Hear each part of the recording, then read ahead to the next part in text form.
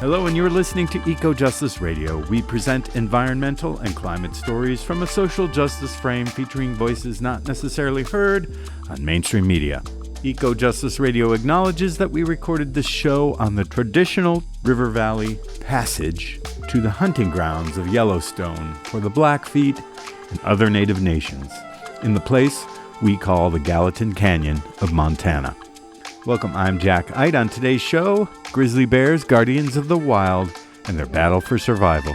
We look into efforts to protect the grizzly bear in the northern Rocky Mountains in the face of efforts to remove their protections from the Federal Endangered Species Act.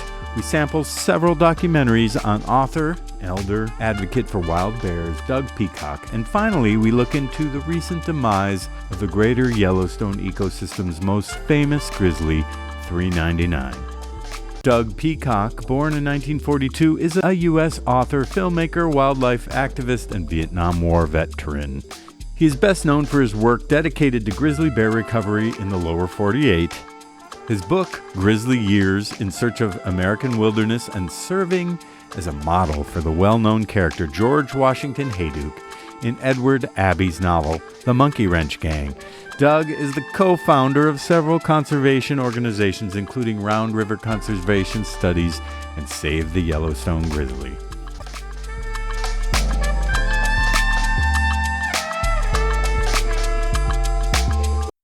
Human intolerance, cruelty, and land grabbing, that includes habitat destruction spanning 2 centuries, has caused the extermination of the grizzly bears over 98% of its historic range in the United States.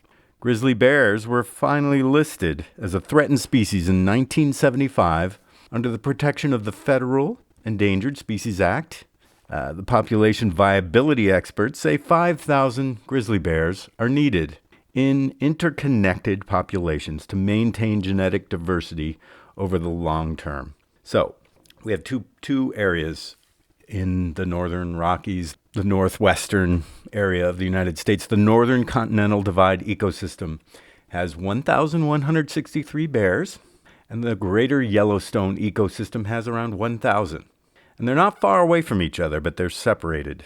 And there's no possible way for them to cross that state, populated by millions with their cattle ranches, highways, condos, shopping centers, and ski areas. You know, unfortunately, we look at these as dark and deadly forces. They may not be dark and deadly in the minds of those who are putting them, but they've gathered political momentum and vow to delist grizzly bears, turning management over to the states. And of course, this latest presidential transition might seal the bears' fate here. Trophy hunters and ranchers want to shoot bears. They have different interests there, but they want bears dead, whether they want to stuff them and put them in their living room or just have them dead and not be found and not be fined and not feel guilty. The oil and gas, livestock, and timber industries and their owned politicians want bears out of the way of their pumping, chopping, and developing plans. So large, relatively secure core landscapes like national parks, designated wilderness areas, and de facto wilderness, those would be roadless areas on federal and public land, provide grizzlies with the greatest chance at long-term viability, but unfortunately, these areas are not large enough to support viable populations. And once again, they're not interconnected in the way that they need to be for these populations to thrive. Much more action is needed to protect, restore, and reconnect the fragmented ecosystems upon which grizzlies depend so they can reoccupy a significant portion of their original range. Or we could say they will never reoccupy a significant portion, but enough for them to have a foothold. Of course, this is, and we understand the on-the-ground situation that grizzly bears are not about to reoccupy even any portion. And there are people who just want them pushed to a couple of national parks and be happy if you can take a picture of one of them when you're on vacation. So the push for delisting, which is coming up very soon, is premature by a long shot. And states lust for the blood money, which is license fees. License fees might be a small issue when in the overall scope of things, but it's really problematic. So that is what we're going to examine on the show today. We begin with Doug Peacock giving a commentary on the importance of wild grizzly bears and protection of wilderness and wildlife habitat from the 2019 documentary Grizzly Country, directed by Ben Moon and presented by Peak Design. Saving the wild is the mother of all things. That's where we gathered our intelligence. I think it's essential for life, for growth, for wisdom. If we are to have survival, that's how and where it's going to take place. It's not going to take place on Mars or in any spaceship. It's going to take place in, the remnants of that original habitat that we tend to call wilderness. The grizzly bear on this continent is the one animal capable of reminding the most arrogant species on Earth its true place in the world. And that's Homo sapien. Without our arrogance and firearms and dominion, we're just another flavor of meat. To live out on the land with a grizzly bear, you're not the dominant creature, and you're physically aware of that. You don't think about your portfolio or your girlfriend. You're looking and smelling because you need to know where the grizzlies are. That's sort of an enforced humility, and it's a healthy thing. If you truly try to live in the land and not run through it like some mountain jogger, you're going to take this into stock. A culture like ours, we fear what we don't know, and we really hate what we fear. To know the bear, to know the unknown, make a friend of that kind of fear, it does expand that tolerance towards all other kinds of beings. It's outside yourself.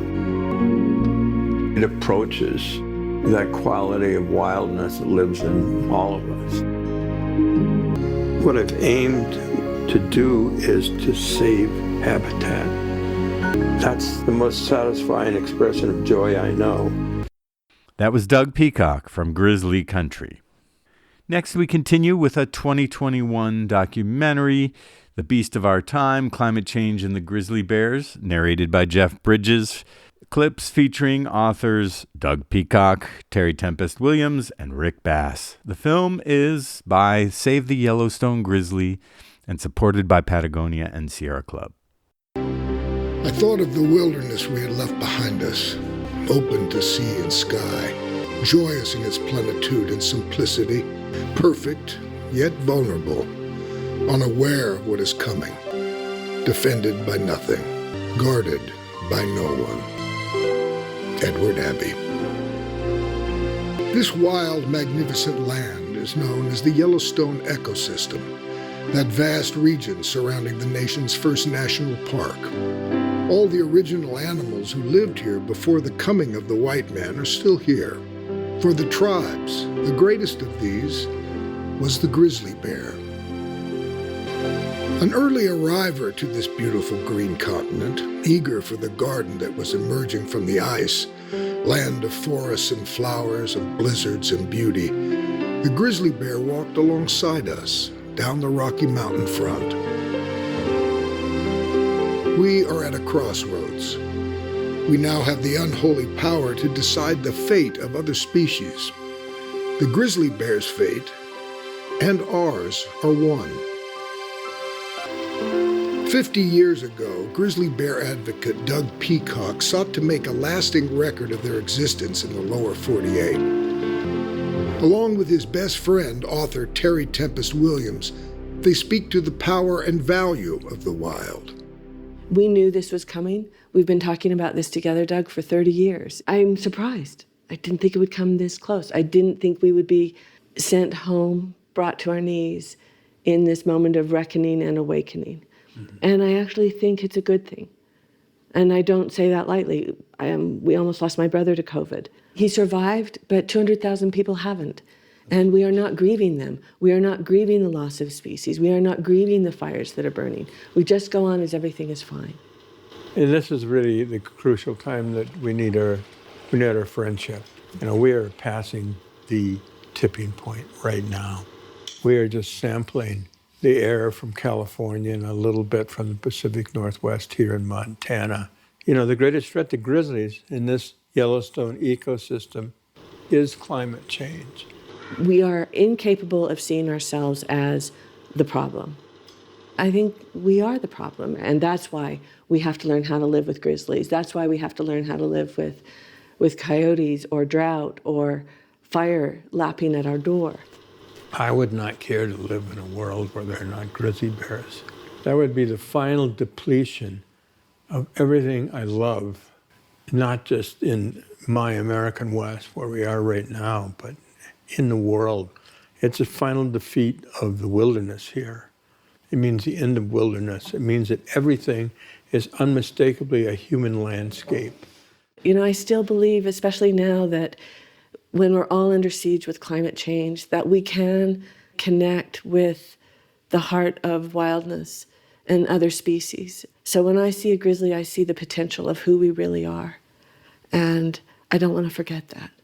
And I don't want our children and their children's children to forget that. Climate change has obliterated the bear's most critical food source, the seeds from the white-bark pine cones. Rising temperatures allowed the deadly mountain pine beetle to destroy the alpine forests. The decimation of whitebark is just the first gust of the hot wind blowing across the Rocky Mountains. David Mattson has worked for 35 years studying bears and mountain lions. So where you are right here is in our backyard, which is along Seuss Creek, which flows down from the Absaroka Mountains. There's grizzly bears just a couple miles upstream. We don't have grizzly bears down here right now. Haven't seen them yet anyway. But this is emblematic of the kind of situation that more and more people are finding themselves in, where we humans have placed ourselves in the very best bear habitat, especially at lower elevations. So guaranteed, we're going to have a grizzly bear wander on down this creek, looking for food that we have here in great plenitude, like chokecherry, like buffalo berry, like serviceberry. So this is a rich environment, and that's where we are. So we need to be prepared, and we need to be willing to allow bears to come down here and do what they're going to do. We have grizzly bears being killed at probably 2 to 3 times the rate they were 20 years ago, which begs the question, why? And that goes back to climate change. Climate change, which is changing the world for all of us, but it's had a catastrophic effect on grizzly bears, or more specifically on grizzly bear-human relations. So what we've seen is a dramatic escalation in the numbers of bears dying because of conflicts over livestock and because of encounters with hunters. Climate change took out whitebark pine. Because climate change took out whitebark pine, it forced bears to look for alternate foods. The other alternative was meat, livestock, so cattle, sheep, or you can go to where humans are killing animals like elk. One of the key questions is, how do we find a relationship with bears to where we can coexist, bears and people can live in the same places at the same time? It doesn't take that much for us to create the kind of space where coexistence can happen. It takes a certain amount of prudence. It's like me maybe being smarter than my dog. Grizzly bears really don't have that much trouble accommodating humans. Grizzly bears can live with us just fine. When grizzlies leave their sanctuaries in national parks, they must pass through ranches and other private property. Climate change has driven this migration. They're looking for new sources of food. Encounters with livestock tend to result in dead bears, but they don't have to. I get extremely emotional about this because, like Doug and like my family, we are amongst the bears every day. And it is not a situation of reading about it and feeling deeply connected. It is being deeply connected. And what we used to be was the bad guy, and we still are to some degree. but we have an incredible capacity to become the good guy. Just north of Yellowstone Park, a number of ranchers have provided an accommodation for this migration of bears. One of these ranches is run by 3 generations of the Anderson family. We have bears. We have lots of bears, lots of wolves, a couple foxes, and a couple coyotes. Coyotes. We've grown, I feel, and I say that with a lot of humility because I think there's a tremendous amount to learn about how to effectively, coexist with the grizzlies. I think our biggest learning curve occurred with the wolf reintroduction, and we were pressed hard to explore different sorts of strategies on how to really manage our domestic animals more effectively. It's fair to say that there are some places on the landscape that might not be great for cattle, and we're aware of that, and we're just always observing and looking at the changes. And it allows us to look at community in a different way. It's not just ranchers and livestock. It's a really large system already at work that we're really enjoying being a part of. I'm sad to say, or I just believe that most of what humans do and the design of our systems is not a win-win at all. It's a win-lose, and we've got to find a win-win. And to do that, we've got to think first of the landscape and then figure out how to make it work for us, rather than picking up the pieces later and trying to rationalize our way through it. I to be honest, don't look at the grizzly bear any different than I look at any other wildlife on this place. It certainly has a magic to it, but I think that everything has the same sort of magic, and we also have that. And so it's just a great place to watch them and learn from them and remember that they have survived and they're resilient through adaptability and just being able to change with the times. They're the ultimate teacher of change. What might appear to be a small little deal in the world, in the ecological system, it might be huge.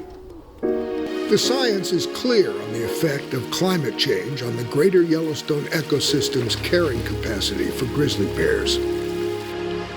Leading expert on the outbreak dynamics of pine beetles, Jesse Logan was the project leader for the U.S. Forest Service and now studies the collapse of whitebark pine, one of the Yellowstone grizzly's prime foods.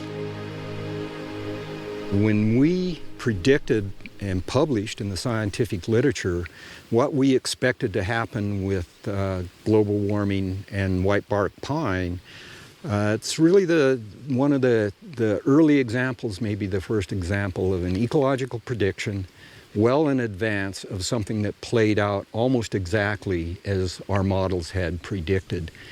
What we saw was essentially a complete collapse of whitebark pine forests. But one thing that was different, it happened faster than we had anticipated. And the thing about whitebark that was really a valuable food resource is it kept them up in the high country, away from people. Wow, grizzly claw marks. These claw marks are evidence of grizzlies down here low. It's becoming more and more common, in fact, really common this time of year in the fall when they would have been up in the high country to be down in this low country, looking for other food resources, biscuit root, things like that. What do we tell our grandkids? That we sat idly by while the last of the grizzlies vanished? As bears adapt, moving from wild to rural landscapes, we need to learn to coexist.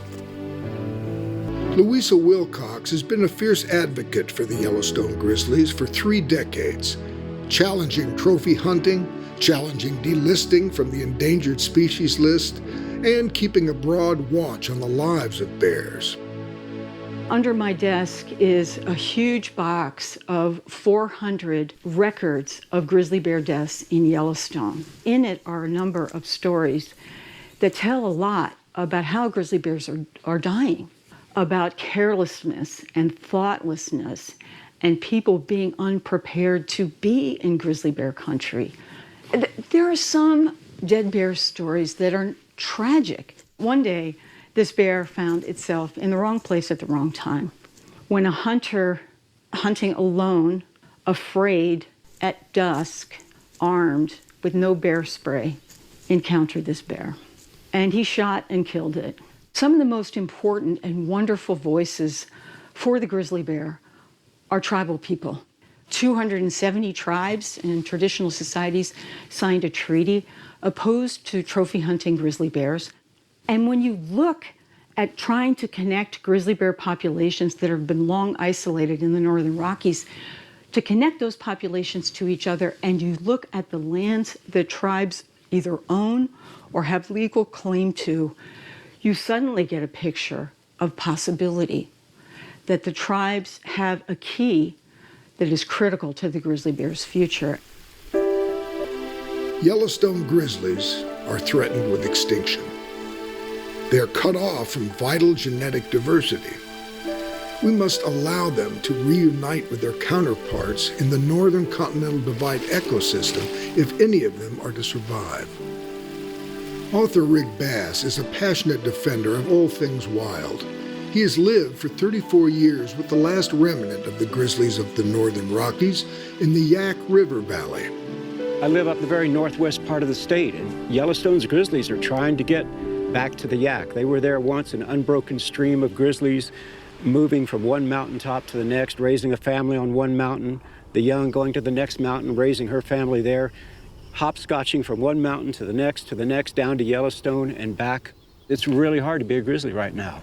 I mean, we've got trails going through their little meadows up in the Yak. We've got mines down in the Cabinet Mountains. We've got, Gallatin County subdivision and road building going around Yellowstone. We've got industrial recreation. We've got white bark pine extinction. And yet they're still here. I mean, they're still trying to connect those 5 little gardens where they are. They're still trying to grow back to reclaim, what was once their nation.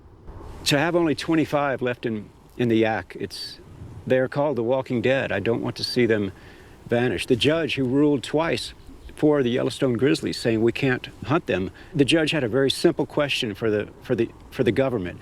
If you shoot bears when they come out of Yellowstone, how are they going to get to the Yak? They're not, are they?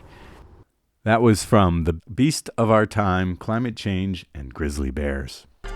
You are listening to Eco Justice Radio, a listener-supported media outlet. Please consider making a donation to ensure that we can continue to provide socially and environmentally driven content.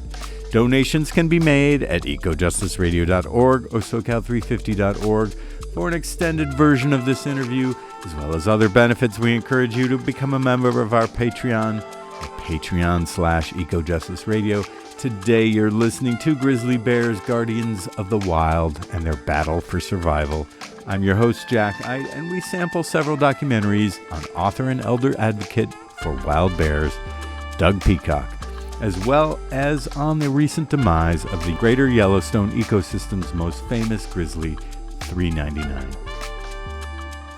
We continue with The Beast of Our Time, Climate Change and the Grizzly Bears, narrated by Jeff Bridges. As a young grizzly bear researcher in Yellowstone Park, Barry Gilbert was severely mauled by a mother grizzly.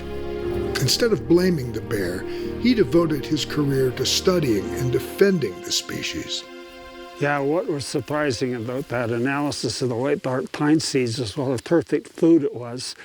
You and I have known that Clark's nutcrackers can subsist almost completely on it, but when I saw that the analysis showed all of the essential amino acids were in white bark pine seeds, and that was over 50% fat, which is exactly what grizzly bears need. I thought, man, the loss of the white bark pine is really a big hit, and any of the 1,000 other things they eat, none of them compares with the importance of that. Not only is it this beautiful food resource, but the red squirrel collects all the cones, brings them down from the trees, puts them in middens, right. And then the grizz comes along and just scoops them up. The squirrel does all the work, right? And a red squirrel is absolutely no threat to a grizzly. Right. the numbers need to be built up more. You got isolated populations in the northern continental divide, and then west of that, the Yak only has 25 bears. Oh, wow, yeah. And it's cut off from the Selkirks in BC, and then you have Yellowstone. So if we don't connect them, we're going to see genetic change.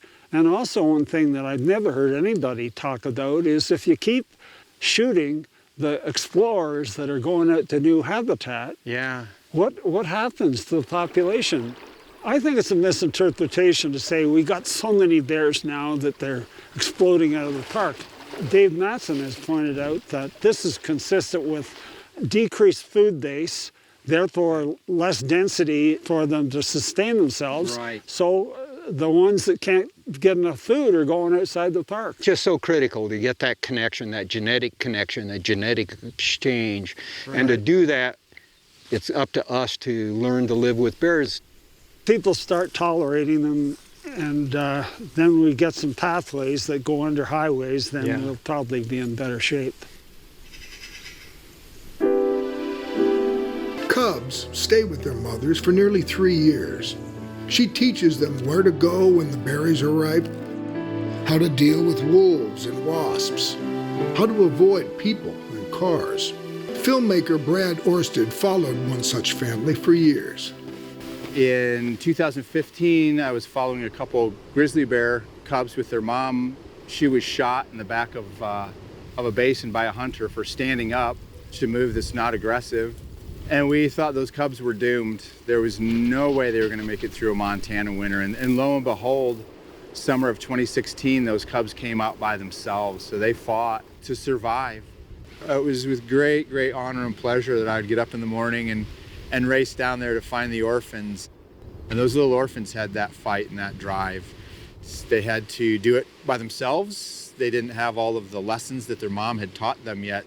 They wandered out of the safety and sanctuary of the basin where they had spent their whole lives and came across a community that was ill-prepared and not tolerant of grizzly bears moving through. And the state killed both of those bears after I'd followed them for days and days and days. And it broke my heart. It almost broke me. It almost broke me. Native people, we didn't grow up with mirrors.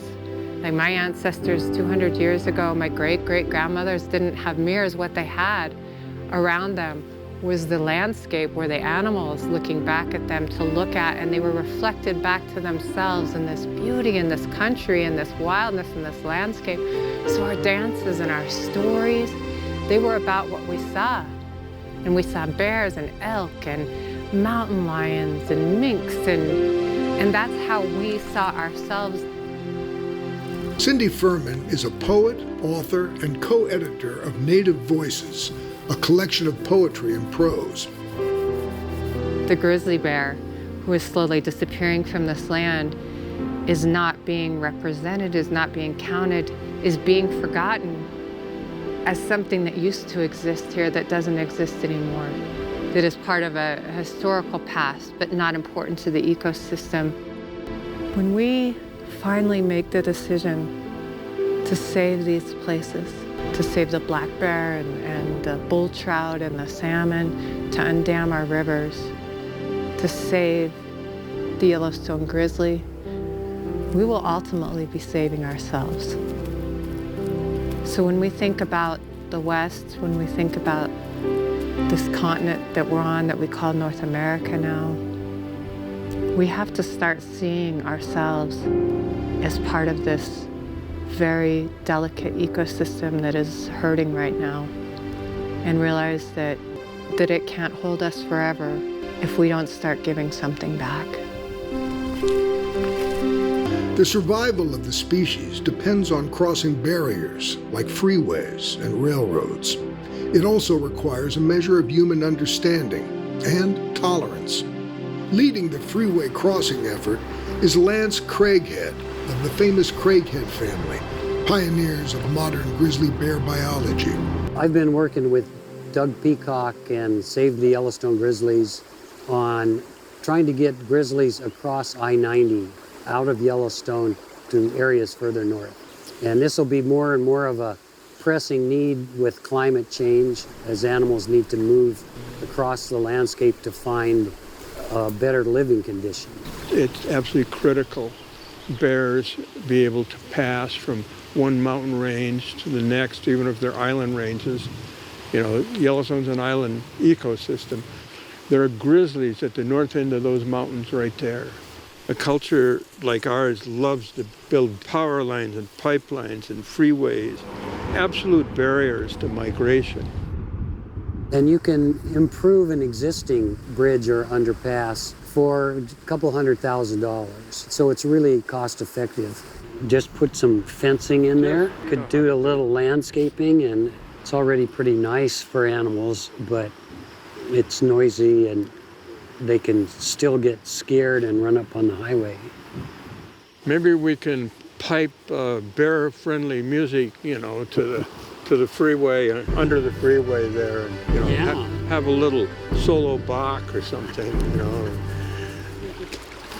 If I was a bear, I could see that butte and I could smell it if the wind was right, and it looks like a nice place to go to. The grizzly is our ally in our defense of our shared wilderness home. They're calling out a warning by example.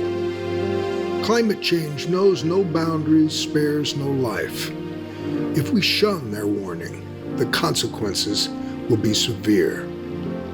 We know what we have to do.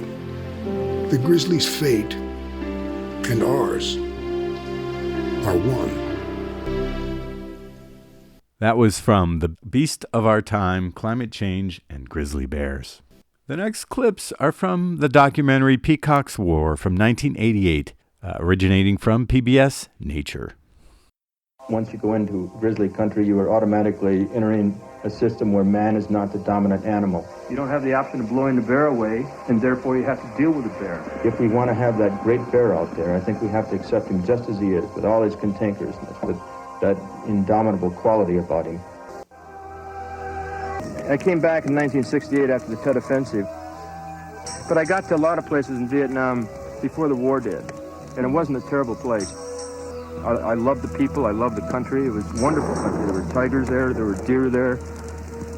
I was a medic and was under the illusion, at least, that I was doing some good along the way. But after the Tet Offensive, it was altogether too much. I was a real basket case when I got out of there. I started filming grizzlies in 1975 full-time. That meant I had to move to either Glacier or Yellowstone National Parks, essentially, because those are the only places that had any bears left. I came up here late in September from the North Cascades, and I walked up to the Apgar Mountains, and I stood on the top of the highest peak there. I counted 14 grizzly bears, and I looked off in the distance, and there on the top of a mountain was a fire lookout. So the next year I put in one application for one job in the whole world, and it happened to be Huckleberry Lookout, and they were stupid enough to give it to me. I'm not out to take the greatest chances that I can take. I'm simply out to finish this project with the Grizzlies.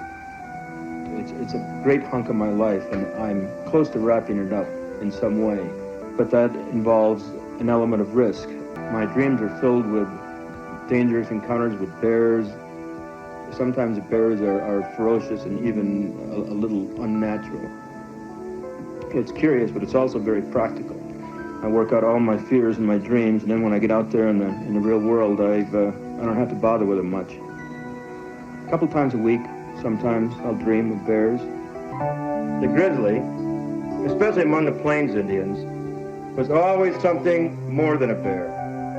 A symbol more than anything else. Of courage, of power. A sort of awesome being who was sent down on earth to humble men, to make men humble. I have a relationship with this one bear. I'm very drawn to the bear. He's my most important grizzly bear, but he's also the most dangerous animal I know. And he's the one that keeps destroying my gear. He's the one that ate my t-shirt, for example. He's the one that ate my sleeping bag. He's the one that essentially chewed to pieces everything that smelled of me while ignoring lots of other things. And the quintessence of The grizzly year for me comes when I go out and I see this one animal. Some years I don't film him, sometimes I make sure he's there. If I ever get mauled or seriously hurt or killed by a grizzly, it'll probably be by him. And yet, the high point of my year comes when I find him. I could be incredibly hypocritical for me to go out and pretend that I'm making a film that's going to benefit and help grizzlies and invade the last territory, the last few bears we've got left here, and also carry a big piece just so if things don't go just so. It's not my turf. Blow them away with a .44 Magnum. I don't think that'd be poor manners. You don't have the option of blowing the bear away, and therefore you have to deal with the bear. And that teaches you a lot. You learn a lot about bears. You learn a lot about yourself by having to stare down grizzlies. When was the first time you ever saw a grizzly close up?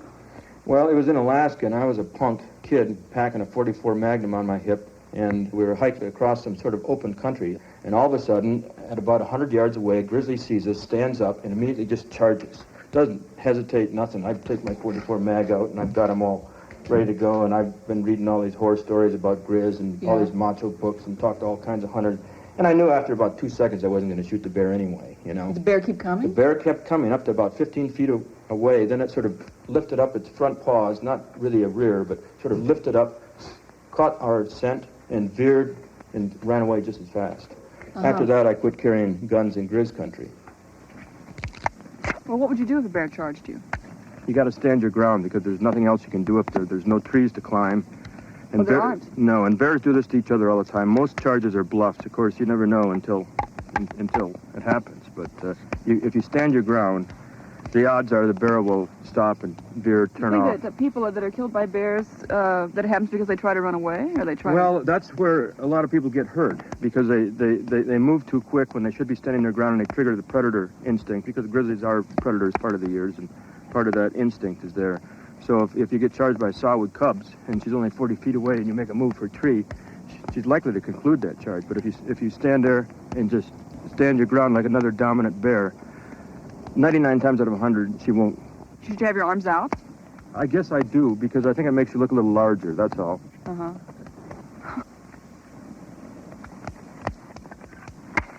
What is this supposed to? Is this supposed to help or what? Yeah, this just. I think this helps. Smoke is a natural. Is a natural scent, and they just don't pick up on other smells as much if you smoke your clothes. I think it sort of hides or camouflages your human scent, which is the main things bears key off of. They key off movement. Their hearing is a lot better than ours, but their nose is just unparalleled in the animal kingdom. They can smell a human being a mile away. It's true. Well, what happens if we're up there sleeping and a bear comes along? We got to hear the bear coming. And we got to hear the bear coming. Yeah, he makes a lot of noise too, and then you climb a tree. No, I usually make a little noise and talk to him, and it keeps him at bay. But he's a dominant bear, and he never runs away very far. So all we can do is if we hear something out there in the brush, I'll wake up and I'll get up and I'll walk around and I'll talk to this animal, try to keep a fire going. Most of the night, it's not a time of year when you can get much sleep up there. It's Well, I don't know if I want to stay up there tonight. I don't blame you. Neither do I. Well, I have to be willing to stand my ground for grizzlies. We'll be okay, honest. It's just going to be a sort of tense night, maybe a sleepless night, that's all. We'll make up for it later. And I think it could be beautiful tomorrow if it snows. It's better to have snow than rain. Rain is miserable up there. I was in the hospital in Da Nang during the Tet Offensive. I'd extended my tour twice. They should have gotten me out of country about 2 months before I actually left. By the time I got back out to the countryside, the Tet Offensive started to catch up with the countryside. They came back from the cities and they hit the outlying areas. I watched everything that I'd really tried to do, which is build dispensaries and hospitals, rebuild a couple of villages. Everything was burnt to the ground. Everything was level. Unfortunately, a sergeant got a hold of the radio when I wasn't around to stop him, called in airstrikes on the VC who were herding villagers across the river, and they killed a couple hundred civilians. They're all women, children, old men. So I sat there and pieced together bodies for 4 days, and after 4 days, I didn't have anything left. Just craziness. I was out of the country within 48 hours. I went a couple years without a serious conversation with anybody in a way. If it wasn't life or death anymore, it no longer concerned me. I was a real marginal part of the human race right then. That's when I first started hanging out with grizzly bears in Yellowstone. So the therapy that worked for you was to be in the mountains. To go back out and crawl back into the brush. It's just something that works for me. It helps if I have other things around like grizzly bears that force you to take a less myopic view of yourself. You can't take yourself too seriously, being confronted with big bears. Self-indulgence is just totally impossible in grizzly country. You said that you backed that bear off a ridge, and that was the night that the bear allowed me to pass. The bear allowed you to pass. But then that night was the night... All night long, I got back up to the top. I knew I was going to see that bear again, so I built a little tiny fire right on the top. Within 20 minutes, I could hear crunch, crunch, crunch, crunch, crunch, crunch. Here comes this big bear. I get the fire burning a little bit. I take some bear grass plumes, which don't burn very well, lace them with toilet paper, get them burning like a torch, walk off to the side of the hill and say, hey, grizzly bear, why don't you back off a little bit or something like that. And the bear does. But then 20 minutes later, he's on another side of the mountain, and here he comes again. Crunch, crunch, crunch, crunch, crunch. I get more bear grass burning, go off. He does this till 2 in the morning. At 2 in the morning, he finally leaves me alone, and I go to sleep. You were able to sleep? I was so tired. If someone that you knew well was hurt by a bear, would it change your feelings at all about grizzlies? No. Well, suppose it was someone who knew what they were doing, who did everything right, who hung up their food, who really knows how to camp, and despite all their precautions, just by some freak. Well, I think that person would also be aware of the fact that once you go into grizzly country, you are automatically entering a system where man is not the dominant animal. And in the configuration of things that are really possible out there is the possibility that a grizzly bear can tear up your camp for no fault of your own, or tear you up. It's an element of risk, and it's an element that I've struggled very hard to try to protect in wild places, because we don't need our wild places all safe and tame. We need a few untamed last vestiges that we can go into and enter the conditions with which our first white ancestors hit this continent with 400 and 500 years ago. I think it's something which, by its very definition, is uncontrollable. I think it's unmanageable. I think it's uncompromisable wilderness. And there's nothing we can do. If we want to have that great bear out there, I think we have to accept him just as he is, with all his cantankerousness, with that indomitable quality about him. And we can't have the bear on our terms. He's not going to be non-aggressive. He's not going to be shy. He's going to be exactly what he is, which is a risky proposition. If I didn't have a place to go that felt as wild as country has to be to support a grizzly, I'd go nuts. I can't imagine living in this world without knowing that place is there somewhere, even if you don't get to it. Just figure when we're 74, one last epic journey into Grizz country. If that's the only trip one ever takes and it's only in one's mind, it's still good enough. That was Peacock's War, a film from PBS Nature in 1988. You are listening to Eco-Justice Radio, a listener-supported media outlet. Please consider making a donation to ensure that we can continue to provide socially and environmentally driven content. Donations can be made at ecojusticeradio.org or socal350.org. For an extended version of this interview, as well as other benefits, we encourage you to become a member of our Patreon at patreon.com/Ecojustice Radio. Today you're listening to Grizzly Bears, Guardians of the Wild, and their battle for survival. I'm your host, Jack Ide, and we sample several documentaries on author and elder advocate for wild bears, Doug Peacock, as well as on the recent demise of the greater Yellowstone ecosystem's most famous grizzly, 399. The next clips come from the 2024 documentary Grizzly 399, Queen of the Tetons, from PBS Nature. Sorry to report that Grizzly 399 died on October 22nd, 2024, after being struck by a vehicle on a highway in Snake River Canyon, south of Jackson, Wyoming. The film includes Grizzly 399's most dedicated photographer, Thomas Mangelson, research biologist Trevor Bloom, and former grizzly bear recovery coordinator for the U.S. Fish and Wildlife Service, Dr. Chris Servine. It's a big job to take care of 4 cubs, to keep track of them, to keep them out of trouble, just like children. Unlike wolves, which are very social animals that live in packs, grizzly bears are solitary. And so it's all mom. Mom is the total source of information and protection for all those cubs. Across the greater Yellowstone ecosystem, cub survival rate is only 55%. The number one cause of mortality for cubs in the wild are male grizzly bears. Male grizzly bears, they see a sow with cubs in the spring, that's mating season. That female won't mate with him if she has cubs, but he can kill those cubs and push her into heat. It's pretty savage that bear would then mate with him afterwards, but that's how it works. And so the males will seek out killing these cubs. Grizzly bear 399, she developed a unique behavior where she actually raises her cubs in proximity to traffic and to humans.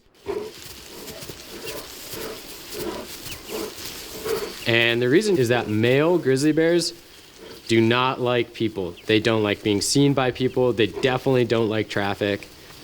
Grizzly 399, she learned over time that if she hangs out within 100 yards of the road, she has these people around that are in a way protecting her cubs from the male grizzly bears, which is very, very intelligent, and it's very well suited to the national parks. But now it's become far more complex to survive that proximity to humans. The bear jam is what we call just when all the traffic gets jammed up because there's a bear. In 2011, we were probably starting to have 100 cars at a bear jam. Now all of a sudden there might be 400 cars. It turns into total mayhem. She's coming, she's coming, she's coming.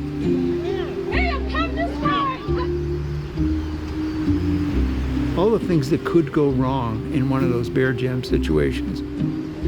You know, as a bear biologist, we just kind of go, whoa.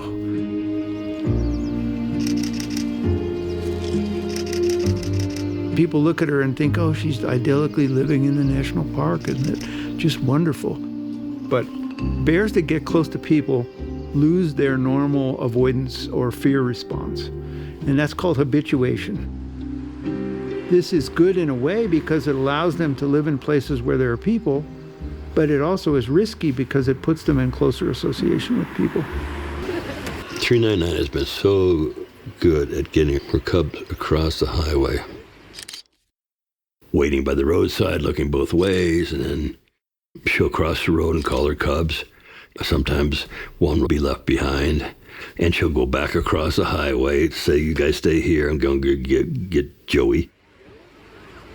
I always think it's like Russian roulette every time they cross the road, Russian roulette. But she's managed against all odds, except one time, and that was Snowy. In 2016, 399 came out with a single cub. Really light-faced cub, so it just got nicknamed Snowy. She was a single cub, one of the only single cubs that we know that 399's had. 399 played with Snowy a lot.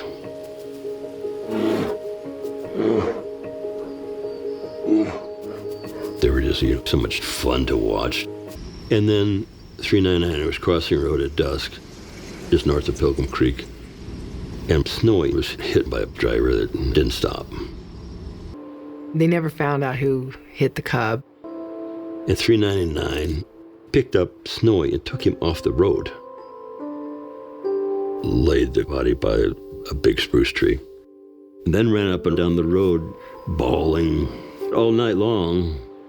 You could feel 399's how distraught she was. That was a really sad day. All right, you guys ready? What's the top of your list? The bear? Grizzly.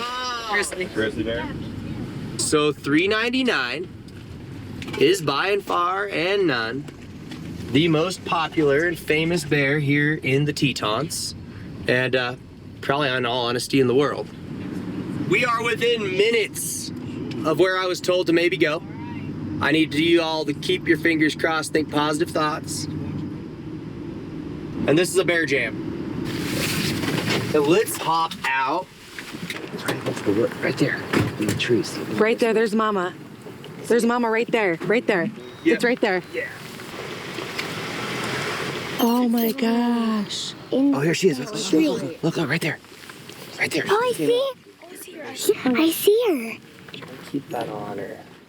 Grizzly bear management is incredibly complex. Certainly there's a lot of passion by people who really enjoy the opportunity to see grizzly bears, are really passionate about bears. The grizzly bear was listed under the Endangered Species Act in 1975. We probably had 30 females left in the Yellowstone ecosystem. That's it. The Yellowstone bears were about to go extinct. They would be gone today. But now they're here because they were listed. We caught them just in the nick of time. You know, they're kind of the epitome of a challenging species to recover under the Endangered Species Act. You know, they can conflict with people, whether it's garbage or livestock or whatever. They can kill people. They have killed people. Bear management will likely continue to adapt and evolve as we move forward. You said you were in the Pilgrim Creek area, is that correct? So it is very possible that you did see a grizzly there. When a grizzly bear is in conflict with humans, we investigate the circumstances and we evaluate what are our management options. Sometimes that might mean capturing that bear and relocating that bear to a different part of the park or a different part of the ecosystem. The unfortunate reality, sometimes that might mean we may have to euthanize a bear and remove it from the population. 399 has habituated, and all of her offspring are habituated because her offspring learn from her. If she gets into a situation where she becomes really dangerous to people, she's probably going to have to be removed. We don't want that to happen. We never want that to happen. There's a lot of knee-jerk opinions about roadside bears. Nice color behind them. This is a living, intelligent, emotional being. Won't everybody just leave the bear alone? Only the wild owns the bears. Getting pretty far. Bear watchers are gathering early this year in anticipation of Grizzly 399's emergence from the den. They hope the famous Bruin will emerge this April with all 4 of her cubs. The famous family's presence in Grand Teton National Park is expected to draw large crowds again this summer. It's day 13 waiting for her and haven't even seen the bear, let alone 399. Watching her basically over 15 years every season, you just have to wait. It takes so much patience and waiting, but that's what I've done all my life.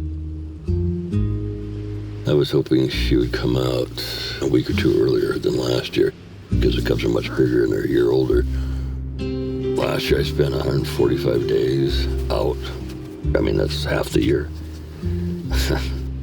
Stupid amount of time. You know, all those days I probably photographed her 15 maybe.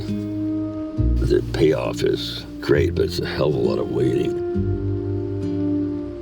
All 4 cubs are just running. She's fine. They're playing. Now they stop for a second. They're healthy as heck. Finally, after 2 weeks, waiting every day, all day. Oh, look at them go. Wow. Man, she was like full of energy. Just the cubs are running ahead of her. That was really cool. They ran for like 3 miles there, full out. I love to see them run. Spring, when they come out of the den, they're just looking for any kind of food. By now, the cubs are big. You know, they're all hungry. They've been in the den and haven't had anything to eat for months. At first, they're grazing right along the side of the road, so they're easy to spot. But then 399 started moving south, heading south out of the park. Grizzly bears are a transboundary species.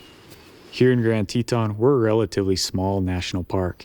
Most of our grizzly bears actually use areas outside of Grand Teton when food sources are really scarce.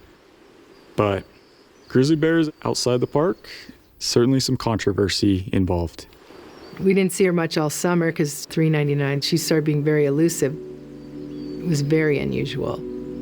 So it started being much harder to find her. She was getting in all these people's beehives and was going through neighborhoods, on somebody's porch. Oh, and no, it's $3.99. Oh my God. It's like a zoo here. Uh-huh.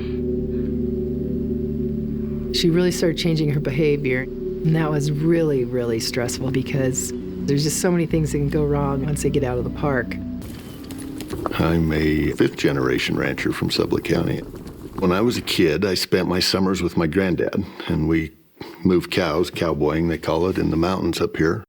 Never saw a grizzly bear, never heard of a grizzly bear other than up in Alaska or Canada or somewhere else.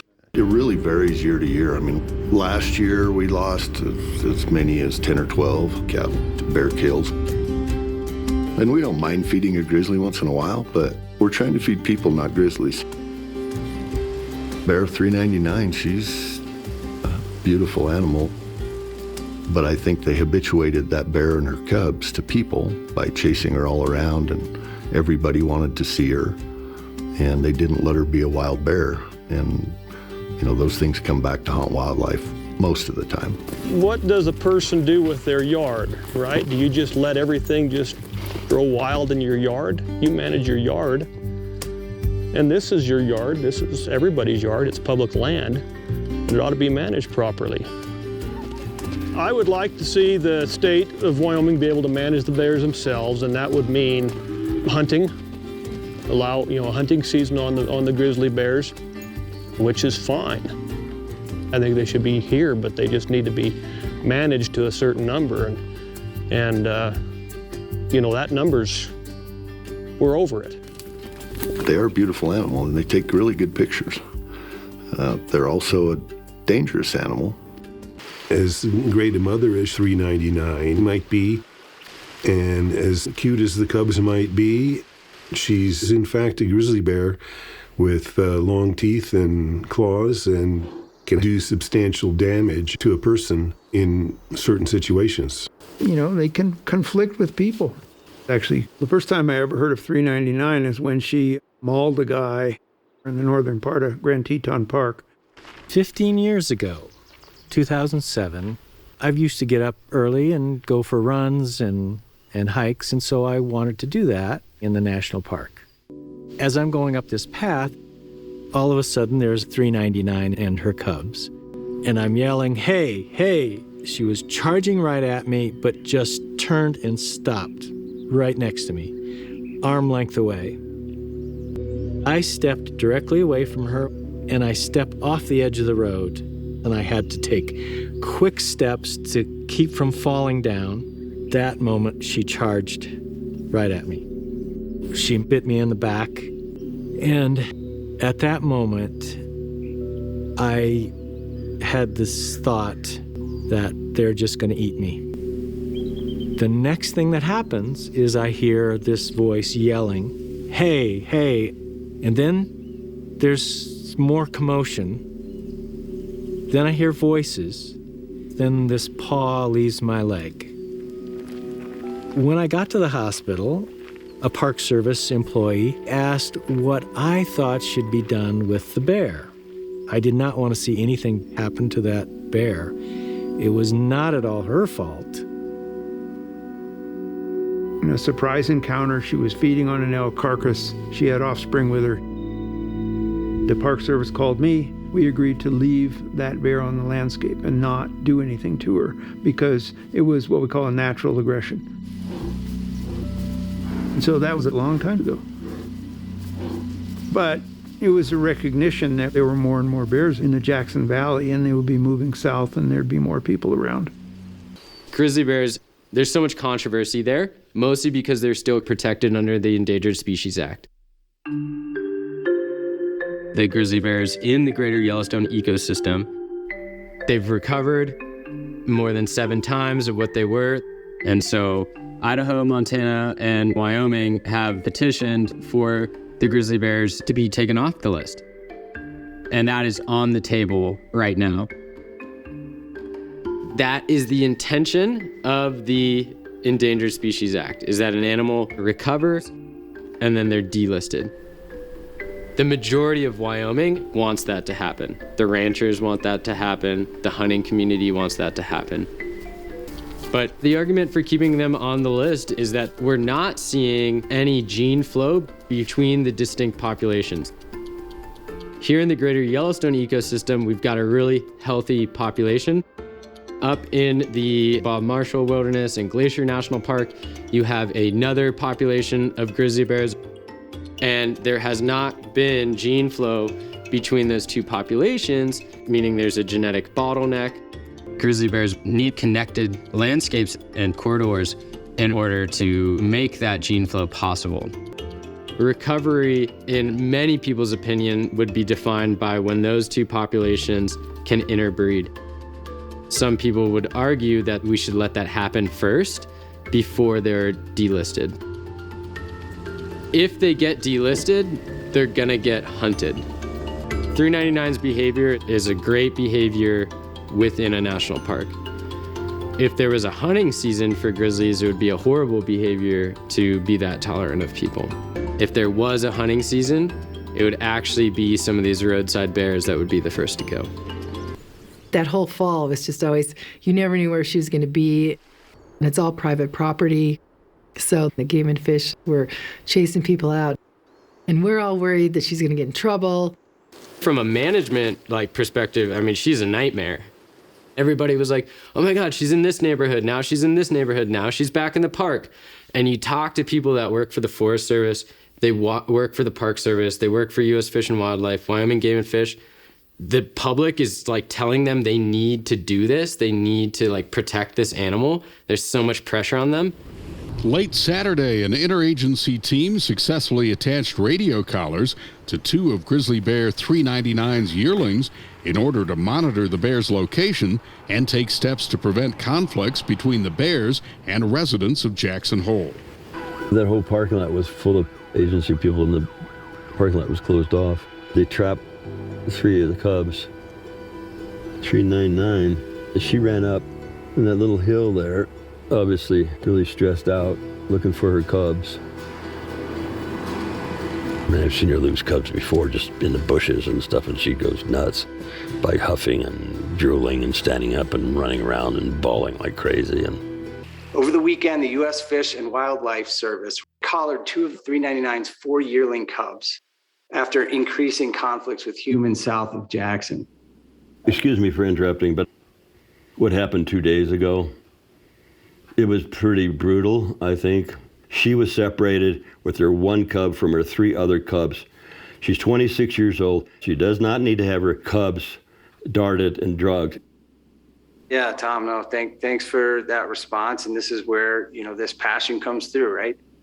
Dr. Savine, any response to that? What happened was to try to get collars on some of these subadults so that we could understand where they're getting into trouble.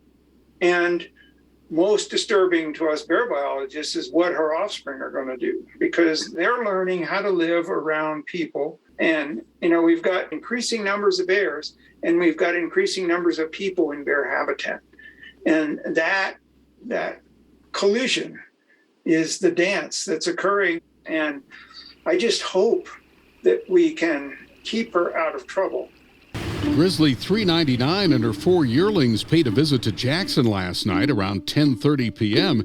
and got a reception from law enforcement and wildlife authorities. 5 grizzly bears walk the entire length of Jackson Hole. Everybody in Jackson Hole held their collective breaths. It was a wake-up to people here. Where she goes and what she does, she teaches that to her young. If an animal's around people a lot and nothing bad happens, they become more likely to be around people because it's not that scary. That behavior outside of a national park, in the town of Jackson, in a neighborhood, along a highway, is not tolerated. That bear is usually euthanized. 399 and the cubs were escorted by police through downtown Jackson. Does she get special treatment? 100%. Yeah, 100% she gets special treatment. That was Grizzly 399, Queen of the Tetons from PBS Nature. Hey listeners, to check out the extended recording of this show or to explore our other shows, visit our website, ecojusticeradio.org, and subscribe to our podcast. This has been Eco Justice Radio and our show Grizzly Bears, Guardians of the Wild and Their Battle for Survival. Thank you to Doug Peacock and PBS Nature for incredible documentary work on grizzly bears, and thank you to our listeners for joining us. Please connect with us on social media at Eco Justice Radio, SoCal 350, and Wilder Utopia. If you like what you've heard and want others to be informed, subscribe and share the episodes.